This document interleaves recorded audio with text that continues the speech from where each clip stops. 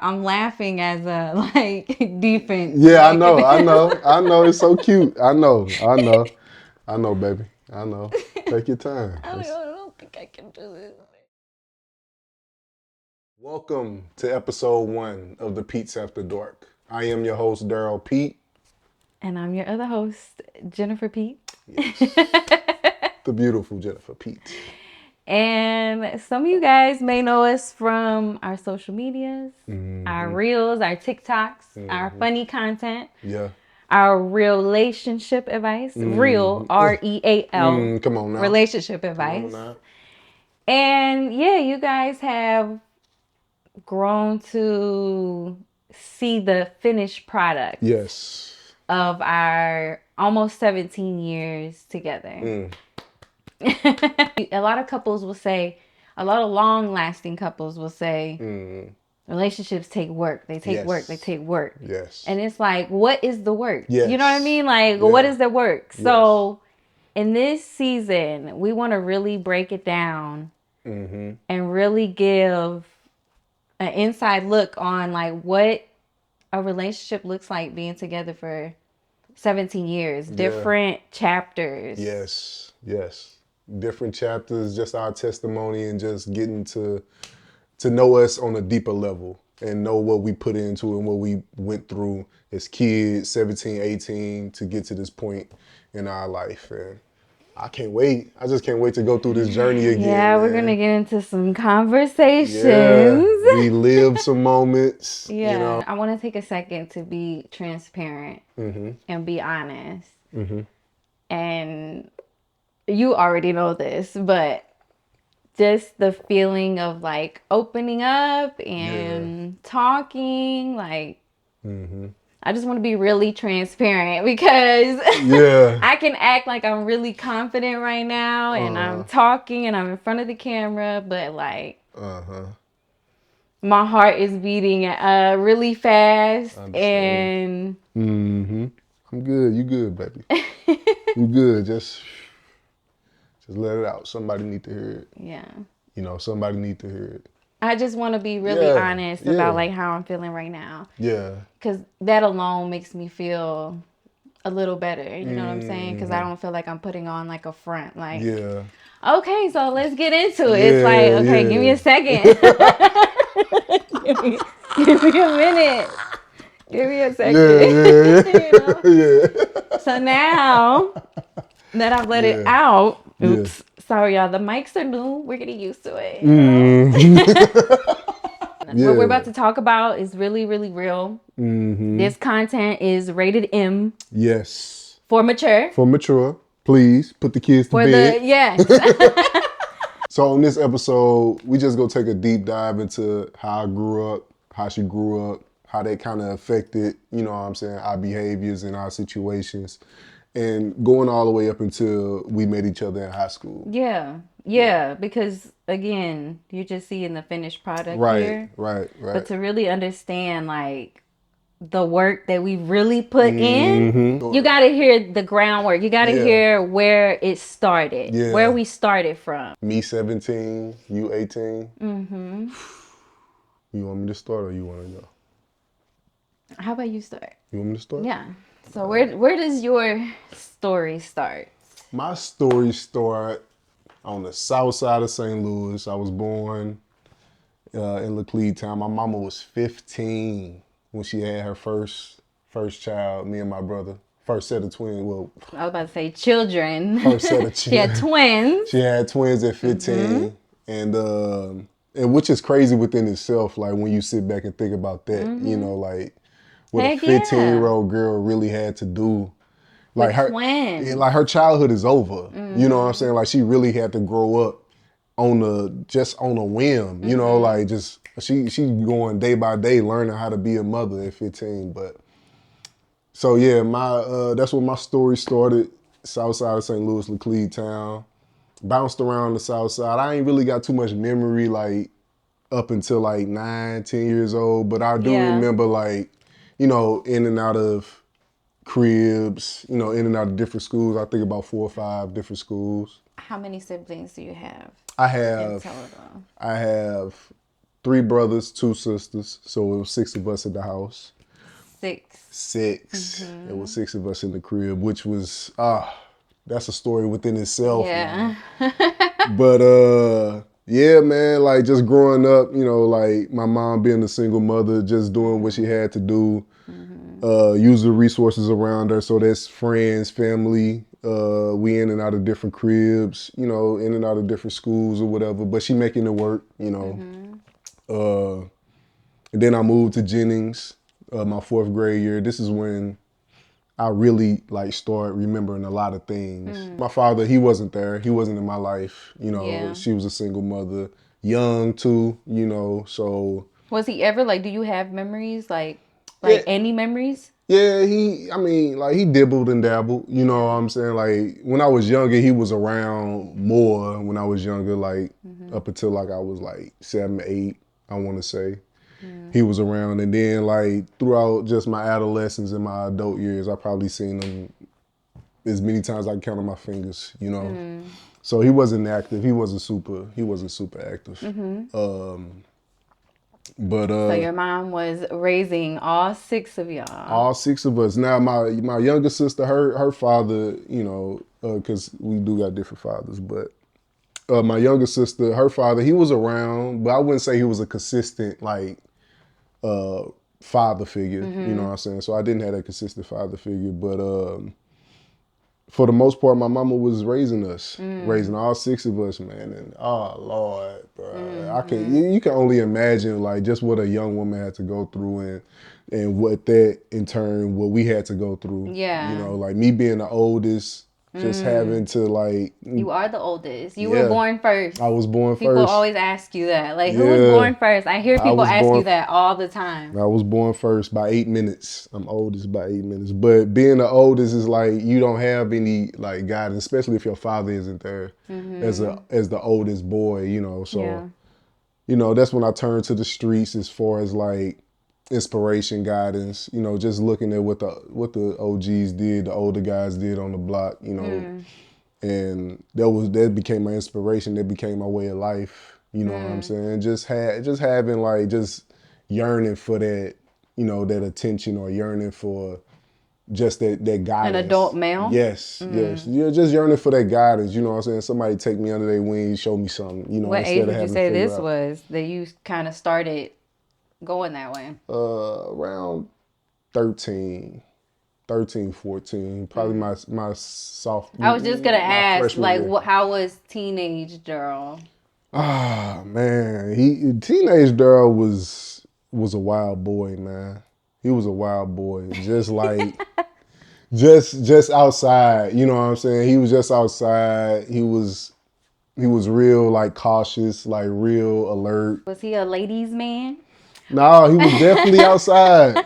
Teenage Darrel was definitely like just you know just in the streets, man. Just real aggravated, you know, like just real mean, you know, just real aggressive, man.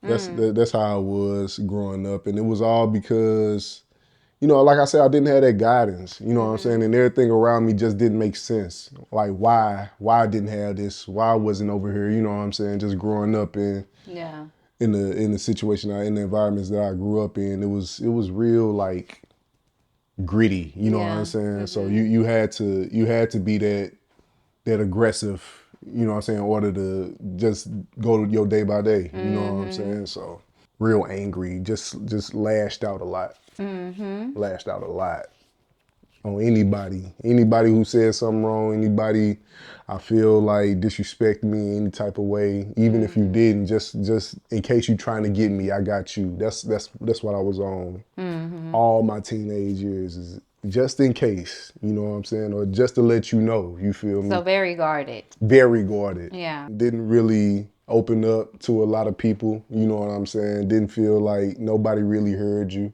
You know what I'm saying? Like one of those types, you know what I'm saying? Real shut down. Who can I vent to? You feel me? Like I ain't got no older brother. I ain't got no father figure. Who do I vent to and who cares at this point? And this is when I was, like I said, 14, 15 years old. So I just carried that with me into adulthood, my early adulthood. I remember getting in trouble bad. You know, like me and my brother got in trouble real bad at school. It became a problem at home. My brother wild out, beat up this dude, and like everybody from the dude's side wanted like revenge, and everybody knew where we stayed at. And this when my mama drew the line. She was like, nah, because it was like a life or death at that point. You know what I'm saying? Like, nah, y'all ain't finna get sucked in these streets. Y'all ain't finna do this. She packed us up, sent us out to Indianapolis. And I feel like that was the best move that I knew she was uncomfortable in. You know, not at the time, now I do. You know what I'm saying? Like that was like a Hail Mary, like, I gotta do something to save my boys. Yeah. You know what I'm saying? My two oldest. Yeah. You know what I'm saying? So for her to pack us up and send us out to Indianapolis was like, it literally and you were saved at my life. What was your age? 16 years old. 16? 16. Y'all were 16. 16. Went to Indianapolis. Yep. And that is when we met. Yep. The school we went to, Jennings at the time, basically kicked us out. Yeah. It was that bad, you know what I'm saying? To anybody with our last name couldn't go there. So we had to finish our last year of high school somewhere else. She didn't even want us to finish it in St. Louis. That's how bad it was. Or that's how, I don't even want to say that's how bad it was, even though it was that bad, but that's how desperate she was. Yeah. You know what I'm saying? As a mother. Yeah. Her taking us out the streets. You know what I'm saying? Like, start clean. Y'all don't know nobody out there but y'all family. Go out there, get y'all high school diploma and come back. Yeah. That's what I'm sending y'all out there for. And that's when I stumbled upon the beautiful Jennifer Rivas.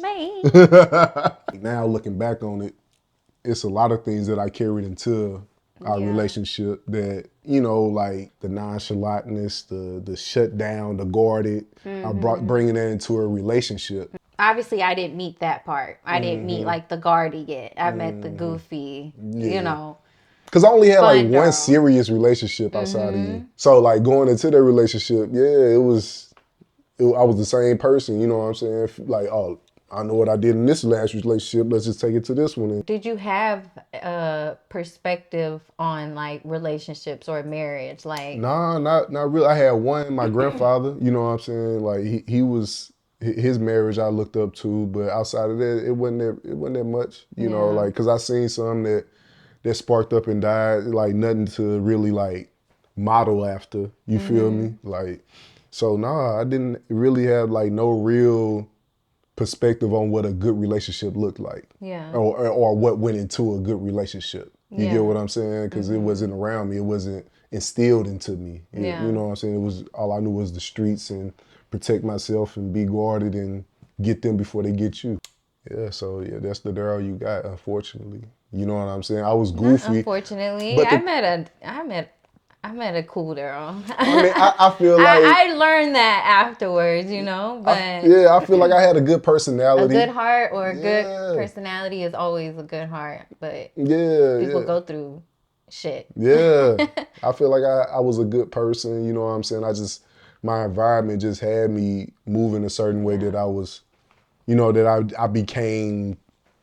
That it became normalized. You know what I'm saying? Like I had to do that. So, but when I was around people I was comfortable with, oh, you seen that side of me. You seen the goofy side of me. You know what I'm saying? You seen the relaxed side of me. I ain't even really guarded for real because I don't need to be. You know what I'm saying? Like that's what Indianapolis and you gave me. Like, oh, this is way different from St. Louis. Everybody around here saying hi to each other. Back in St. Louis, it wasn't like that. Yeah. You know what I'm saying? So like just like loosening up, you know what I'm saying? Like, oh, okay, I ain't got to be too guarded. I ain't got to be too rough. You ain't got no rivals out there. You don't have anyone that's like looking for you. You know what I'm saying? Because you didn't start anything there, you know? So. Exactly. Yeah. So yeah. So that's the Darrel I met. That's the Darrel you met. That's all the baggage I came with, baby. At 17 years old. Ooh. Shoot, that's a little bit of baggage compared to my luggage. Come on now. Get ready. You need those little carry things at the hotels to put the luggage on. For me. Let's go, baby. All right. Where did it so start? Ask me, where did my story start? Where did your story start? My story starts in Phoenix, Arizona. Ain't that crazy? Phoenix, Arizona. Let's take a drink before I jump on. Cheers. I was gonna say we never toasted to our first episode. Let's toast. Toast. Water. First episode.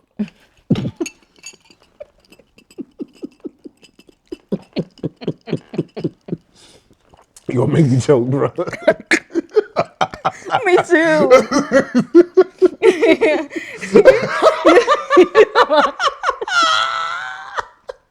You talking about first episode? Cut to the camera. First episode. My mom and dad moved to Phoenix when she was 6 months pregnant with me. Okay. I know that we kind of bounced around. They were in Phoenix for a while, but my mom was like, it's too hot for me. And they bounced, I think, to like Cali, and I'm not sure where else, but South Carolina is where The West Coast, and then went all the way over. they came from, Guatemala. So I think they were just exploring America. I don't know. So you grew up really like on a farm, like. Yeah, I grew up in the country, South Carolina, Manning, South Carolina. My mom and dad were together. We lived a pretty typical little immigrant family in the United States life. My dad worked. My mom was a stay-at-home mom. And yeah, everything was good up until I was about 8 or 9. I don't know why I'm laughing as a like defense. Yeah, I know. It's so cute. I know, baby. I know. Take your time. I don't think I can do this, man. Baby, it's okay. I know, baby. It's okay. You need a break. This is hard, baby. This is hard for you. I know. If it's too hard, man, it's okay. It's okay.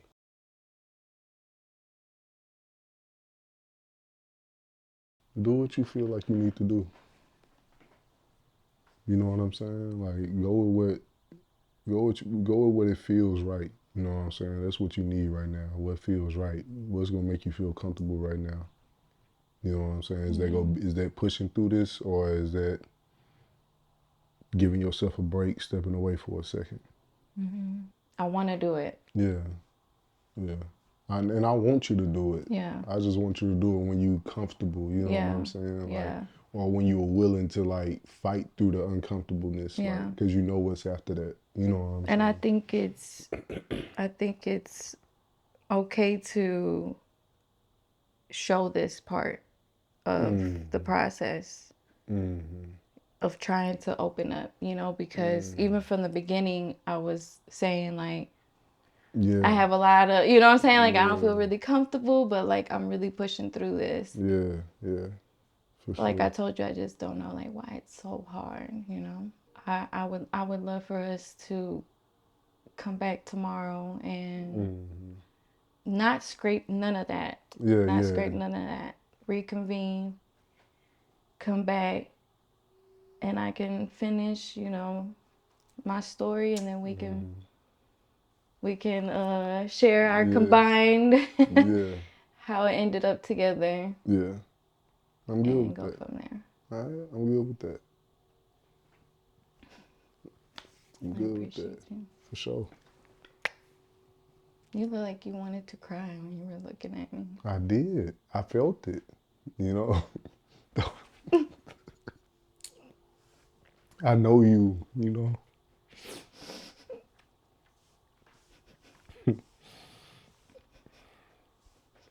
I know how hard it is, to open up. Like I said, those are intimate moments, like those intimate details where they go below the surface. They know you like I know you. That's a piece of information. Like you said, you told me all the time. So I know how delicate that is, but I couldn't cry. I wanted to stay strong for you, No, I know. Yeah. But you helped me through that. You helped me,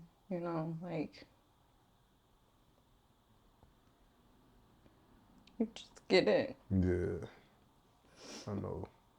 And you validate me, you know. Like I told you, like, am I like overreacting? Like, am I? Not at all. No, not at all. Cause I just feel like, I don't know, babe. I just feel like everybody has a sad story, you know, like. Yeah. But what if somebody got, that's what I'm saying, like, once you start looking at the reason that you want to do this, it's been multiple signs for us to, like, show that transparency. Is some people with a story like yours that don't understand, like, Yeah. you know what I'm saying, like, that's looking for love or just looking to be, like, in love with themselves. You feel me? Like, I feel like you got that voice. I feel like you got that story. Like, you came through some stuff. You came through some shit. You know what I'm saying? So I could easily just be like, I'm just not gonna do it. Cut. This will never make it out. Right. It was a fail between me and you, and it just never made it, you know? But it's just like, what was she saying, Miss Tabitha? That was like, God won't let you rest. Like when it's something that you know it's from God. Yes. He won't let you rest. But just like being open like that, like isn't easy. But like for God to just keep telling me like, talk. That's all I hear is talk. Open your mouth and talk, you know? And who know what therapy you can get out of that? Who knows what lesson that come out of that for you? You know what I'm saying? So I want you to know that. I want you to know that I like really want to do this. Oh yeah, that for even though sure. I'm like my body is reacting like this, and even though I'm reacting like this, I'm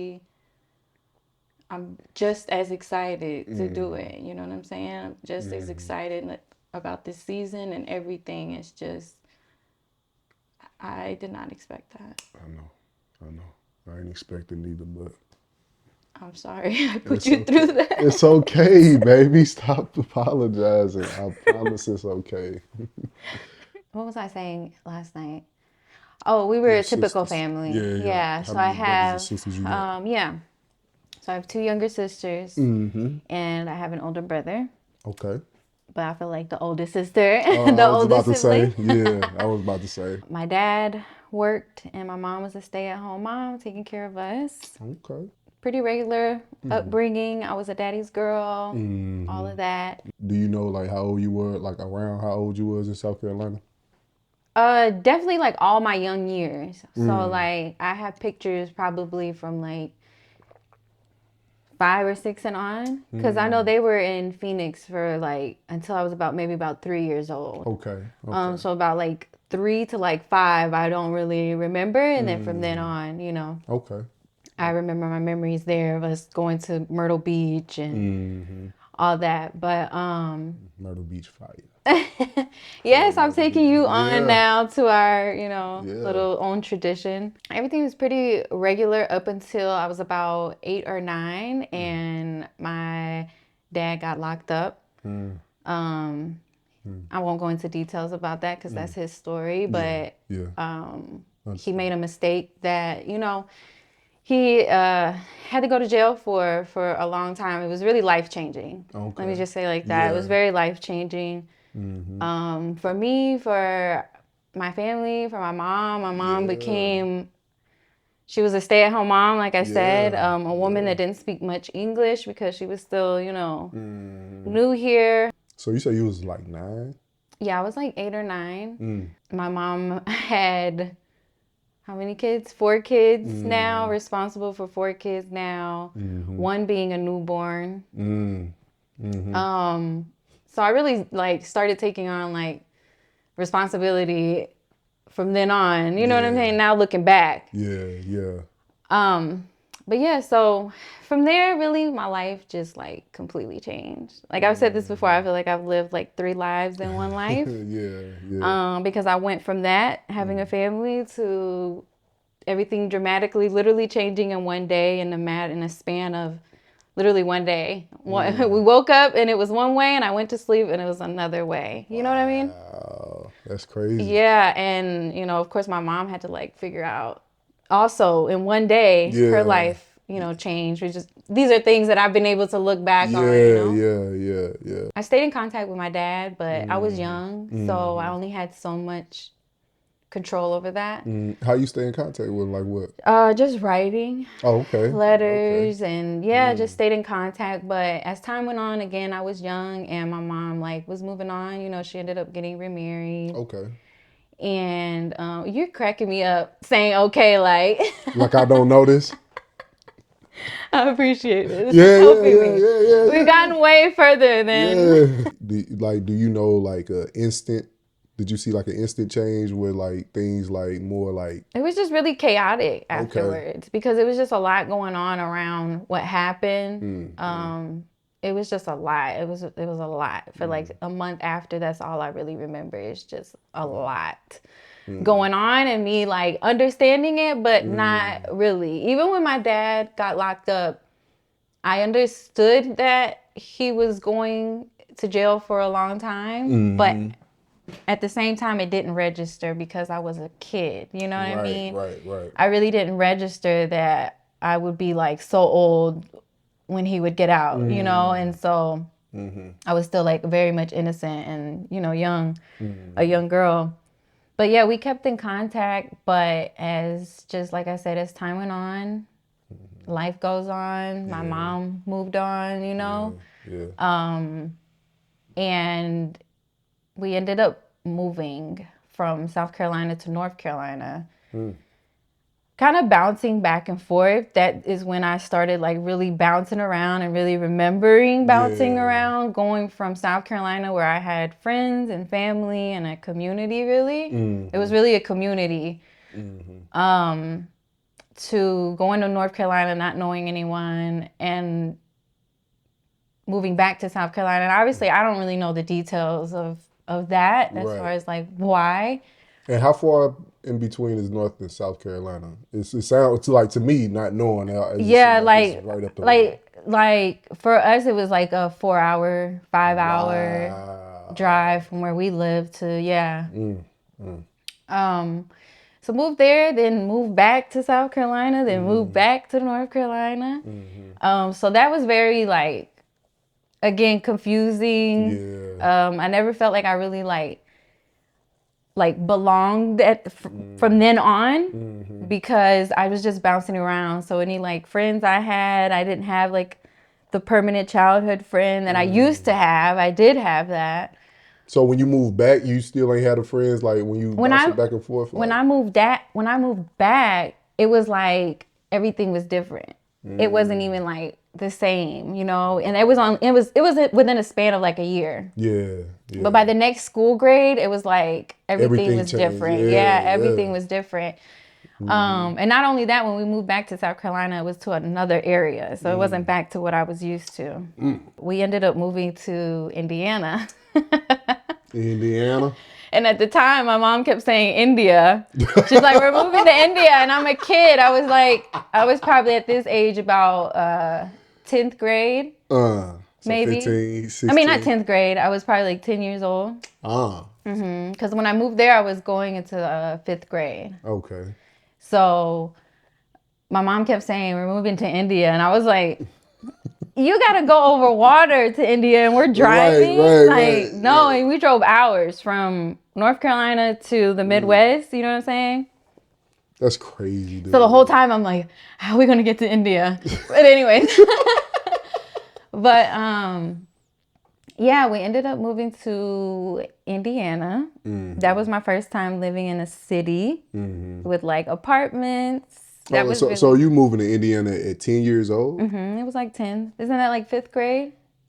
Yeah, 5th grade. So your father got locked up 8 or 9. I was about 8. I had to have been about 8. So from 8 to 10, you moved back and forth to North and South Carolina from. Yes. And I don't know how many times, to be honest. I just know I moved back and forth. And I really didn't understand. I mean, I was a kid. I really didn't know what was going on. But we ended up moving to Indiana. And that ended up being the most permanent, where we stayed. We were living in an apartment building. That was my first time living in an apartment building. Sharing a room with my sisters, which wasn't new. I had always shared So hold on, you always stayed in like trailer houses or trailers? Yeah. Always? Yeah, it was that trailers were normal to us. So it wasn't until I moved that when other people started talking about trailers, they were talking about it like trash. I was quiet during that conversation. As a kid, I'm like, that's all we lived in, and they weren't bad. Like, there's some nice trailers, bro. Now we know that. Yeah, now we know that. But was it like a culture shock though? Like, well, I wouldn't say culture shock, but no, but it was a shock. It was a shock. Definitely a shock. That's why I said like that was my first time even seeing like houses really next to each other, like because our neighbors were down the dirt road. Yeah, you know what I mean? Like there was no neighbor right next to us. Went into my teen years. That's where we lived for years in that apartment. Only went 5th grade and for elementary, you know what I'm saying? So again, like friends that I had made there. Yeah, middle school, they were all gone, you know? Yeah. So going into middle school, going into my teen years, I say I started becoming like a teenager, you know, dealing with a lot of like personal things. You know, me and my mom didn't have the best relationship. Me as a teenager, I think it was partly me being, like I said, a typical teenager, but also me going through like some real stuff and not really having like anybody to talk to or anybody to really like explain, you know, like we're talking like everything that's happened before. I never talked to anybody about it. We never sat down and had a conversation, you know, like that wasn't, I don't know if that was like a thing for you, but like talking, like sitting down and talking about like real stuff. Nah, you not know? not early on. Yeah, that was never a thing. Even as a teenager, I really couldn't, you know, have those conversations with anybody. I always had to stay in a child's place. You feel me? It was never like, we never got the opportunity to voice, you know what I'm saying? Because it's always like, oh, you ain't been through nothing. You a child. You know, I'm the parent, you the child. Yeah. Do you feel like you had like a better dialect with your father though? Like, I know he left when you was like 8 or 9, but even like through just you writing him or whatever. Yeah, like, of course. Yeah. Did you talk to him about certain things? Like, no, I couldn't talk to him. I didn't, at that point, like I just didn't talk to anybody, you know? And with my mom, for her, it was just like always sweeping it under the rug, you know, wake up the next day as if like nothing happened. You know, obviously continuing something that she's, you know, learned. Right. Like teenage Jennifer was very like, had a lot of freedom, and that wasn't good for me. You know what I'm saying? I had a lot of freedom because my mom, I didn't have a structured home, you know, so there was really like, punishment was just like yelling at you, you know, da da da da da. She could say I'm not gonna go anywhere, and then I leave, and then I come back, and da da da da da, and then just a routine. You know what I'm saying? So you being a teenager, you like, I ain't getting in yeah, enough but trouble to keep also me out going of through stuff. really deep things. You know, as a teenager, I dealt with depression, like real like suicidal thoughts as a, you know, as a teenager, just because again it's just a lot that was going on, and nobody really knew, like nobody really knew, you know. Up until I met my friend Brooke in 8th grade. Shout out Brooke, man. Shout out you, Brooke. My sister. Yeah. But back then she was my best friend in 8th grade, and I was just going through a really hard time at home. Again, my mom, we weren't seeing eye to eye. I was getting to that age where I knew that the things that I was seeing, the things that was normalized to me, weren't okay. And I just didn't want to be like a part of it anymore. It was, you know, it was really affecting me. How old was you around this time? 8th Where grade. You just gave it 8th grade? 8th grade. That's when I ended up moving out What? of my mom's house. 14 years old? Yeah, 14. And again, Brooke took me in, and her mom that didn't know, my mama Vern. Shout out Mama Vern. Who literally did not know me. Yeah. Didn't know me. I call her my guardian angel, like on earth, because she really like came in and gave me like the guidance and the love that I really needed at that time as a teenager, because I was very lost. And as a girl. Like, just as a girl. As a girl, as a daughter, as a growing girl. Yeah.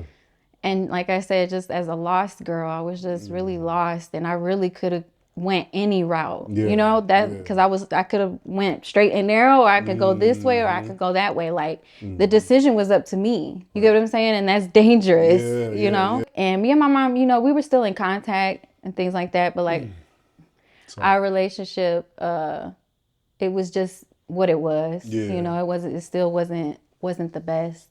It got better as I got older and I started like healing myself, you know. Still was dealing with a lot of, you know, I've always dealt with depression.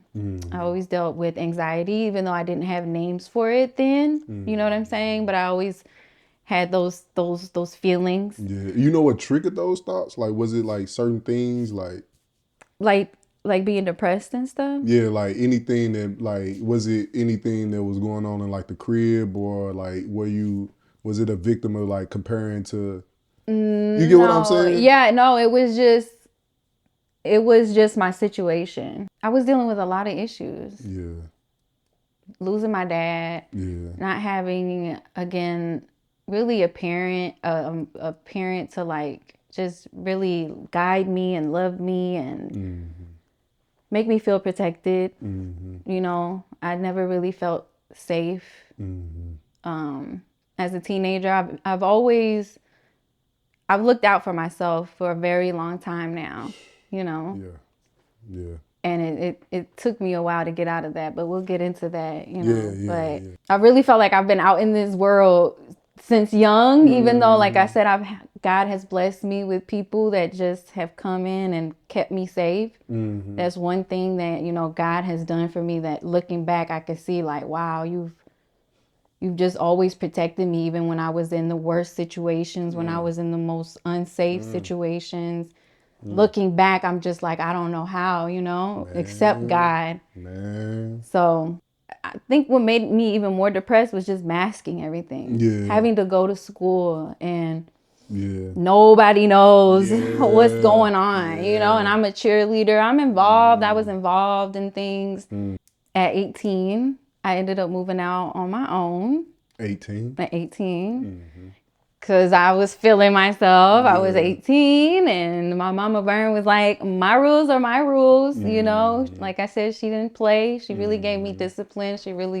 That was my first time getting grounded, getting talked to, making sure my grades are good, you know, like, so.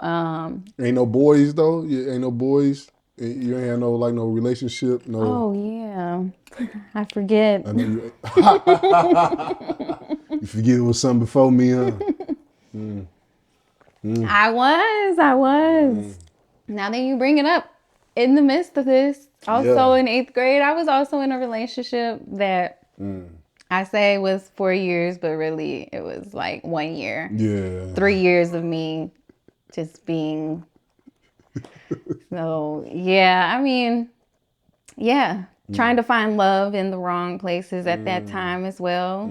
Accepting things that you shouldn't because you're so desperate, you know, to just feel that love. For that love to be reciprocated, you know what I mean? So when you met me, I was also very guarded. How we said you were guarded. I was also very guarded. You've been through a lot, man. I was also very angry. Yeah. I was very angry, even though that's not what you saw. You know what I'm saying? But that's the state that I was in.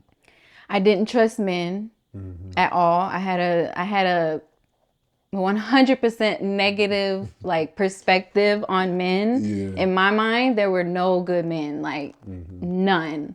You know, like you couldn't convince me to marry a man or anybody, but you know, I just had a very negative perspective on men because I, again, just witnessed a lot of like verbal abuse, a lot of physical abuse, a lot of financial abuse when you're the breadwinner, you know. And so I was just dealing with a lot of that trauma, you know, and just really insecure. Really lost. I was fresh out of a relationship. Didn't want another relationship. But then you came along And like I told you, looking back, I was like, I just felt so safe with you. And now you understanding me back then, you know that like that was really weird for me to feel safe in a man's presence, you know, because I still even struggle with that. I don't like, you know, I don't know, I get uncomfortable around men. That's crazy. That's how you met me. It's crazy because I feel like you was the same thing for me. You know what I'm saying? Like you was just like this. Every time I'm around you, it's like this small little vacation, get away from real life for what I'm going through, what I dealt with. You know what I'm saying? Like just me and you vibing, doing what we doing. Was enough to. Good vibes, good energy, laughing. Not dealing with. It was therapy. Real life stuff. It was therapy, man. Yeah. It was therapy. Without us even knowing what was going on. Without me even knowing, you know, I'm looking at you like, man, she got it. She got it together. You got right. I'm all happy. You see me in school. Yeah. I look like I had it all together. Yeah. School half days. Got good grades. Everybody wants you. You the it girl. Yeah. Don't say that. Jennifer, come on, man. Come on, man. Yeah. But we've talked about that. You know, my senior year, I was like just Miss Independent. But, you know, looking back, I wish I didn't have to do that. But obviously it's built me to be who I am today, you know? But yeah, I was very broken. I was very broken when you met me. I was very just negative. I had a negative outlook on life. Even when you met me, I was still dealing with a very like depressed, you know, thinking and a way of thinking in a sense of like life just, you know, I didn't dream back then. You know, I always tell you like, I didn't really have a lot of dreams for myself because I don't know, I didn't view life the way that I view it now. Smart as I don't know what. You had a full ride to what, IU? I did. I had a full ride to, well, actually any college in Indiana. All on my own too. All those things I got on my own. That's what I'm saying. You know, even at a young age. But yeah, so you met me very, very independent.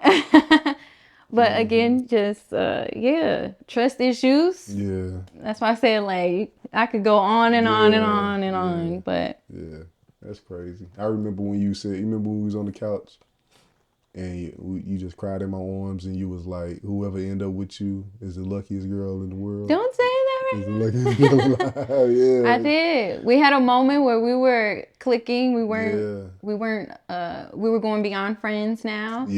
And I really got to like hang out with you and like see like your heart, you know what I'm saying? And I remember knowing like there's no way we're gonna work out because you're leaving, you're going to another state. And this was the first time that like I even just had that feeling with anybody, you know? And I was just like, man, I thought back then you were like the best thing ever. Not knowing you had some stuff going on too, you know? I was a mess too. But at the end of the day, your heart shined through and I felt safe with you.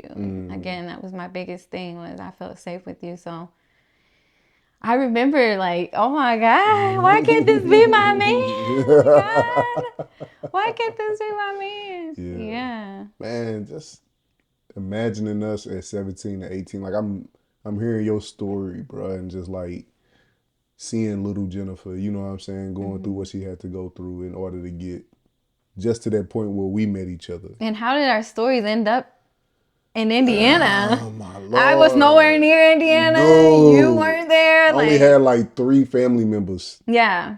In Indiana, bro. And that was the only place. We had no family. Man. We were just randomly just picked a state. Man. That's crazy, bro.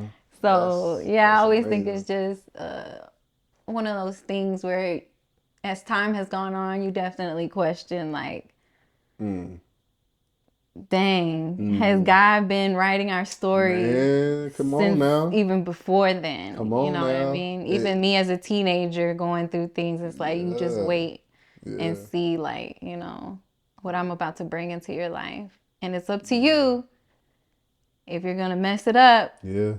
Or if you're going to, you know, water this relationship. And that was And that's what we're going to get into. Man. Whew. That's what we're going to get into. Is really how we went about it. Because again, we came in very flawed. Very, very flawed. We're all flawed, but just dealing with a lot of trauma, a lot of, like I said, just past things. Now, these stories, we didn't know anything about each other, you know, and they weren't easy to like knock down, you know, those walls. Yeah. And but it took a while to knock down some of them, like up until recent, you know what I'm saying? Still going through just building, you know what I'm saying, like who you are and understanding what some of these traumas and some of these reactions come facts. From. So I'm so glad that we got through that. That's very surface level of our stories, because we really are going to dig a lot deeper about our past and the things that we dealt with, and how do you deal with those things when you're in a relationship with somebody. You know what I mean? How do you share those very intimate things that I, you know, for example, that I never talked to anybody about? How am I supposed to share them, you know, with you, and you as well as a man, you know, and as a black man. Yeah, especially as a black man. Yeah, it's like, how do I share with you why I act a certain way or why I don't react a certain way, you know? So that's what we're going to be getting into. Episode 1 really did not go exactly how we thought, which isn't a bad thing. No, it's not. Yeah, it's I feel like yesterday, even for us, that was like a moment, like, when I think like this, I'm gonna sound so corny, but like when I think like I can't love you anymore, I was thinking the same thing. Like that I can't go any deeper, that like our souls can't tie anymore. It's last night when the camera went off, like you can hear the audio, but it was like I only saw your eyes and you were in my eyes, and you knew like exactly, you know? Yeah. And I felt it like after that between me and you. Yeah, for sure. Made some good love after that. What is wrong with you? We did though. We but this is, I just like it. It just provide transparency to where y'all really understand like it's work. You know what I'm saying? Yeah. At the end of the day, the final product takes work. Man. So going back, just rewinding back to 17, 18 years old and fast forwarding it to today, it's like, oh my God. We're in our 30s and we're like completely different people. So those stories that you heard, those feelings, those things, you know, these are things that we have talked about, healed about, you know, and healing is a continuous journey. You know, it never stops. So I think this is also going to be healing, not only for other people, but for us too. I hope that you guys enjoyed this first episode. I hope it just shows like the rawness that we really want to bring this season. Yeah, I'm excited. I'm super excited, man. This is. Make sure that you guys subscribe. Yeah. Make sure that you share this video. Make sure that you like, comment, push this video out, and all that. I think that's a wrap for episode 1. Again, baby. Let's cheers our water. Again. Cheers, salud. Salud. See you guys next episode. I'm just so glad. Like, I feel so much better. It's like a ripped Band-Aid, you know? Yeah.